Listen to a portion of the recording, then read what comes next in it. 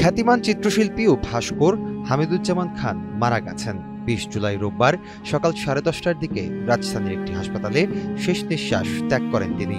মৃত্যুর খবরটি নিশ্চিত করেছেন তার পরিবারের সদস্যরা। গেল সপ্তাহে ভাস্কর হামিদুজ্জামান খান গুরুতর অসুস্থ হয়ে রাজধানীর ইউনাইটেড হাসপাতালে ভর্তি হয়েছিলেন। তিনি নিউমোনিয়া ও ডেঙ্গুতে আক্রান্ত ছিলেন। তার শারীরিক অবস্থার অবনতি হলে প্রথমে আইসিইউ, পরে লাইফ সাপোর্টে নেওয়া হয়।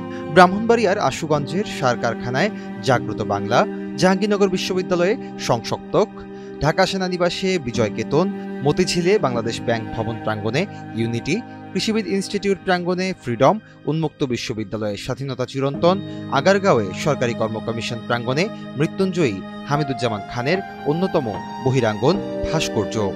হামিদুজ্জামান খান ১৯৪৬ সালের ১৬ই মার্চ কিশোরগঞ্জের সহস্রাম ধুলদিয়া ইউনিয়নে জন্মগ্রহণ করেন। তিনি ১৯৭০ থেকে ২০১২ সাল পর্যন্ত ঢাকা বিশ্ববিদ্যালয়ের চারুকলা অনুষদের ভাস্কর্য বিভাগে অধ্যাপনা করেছেন।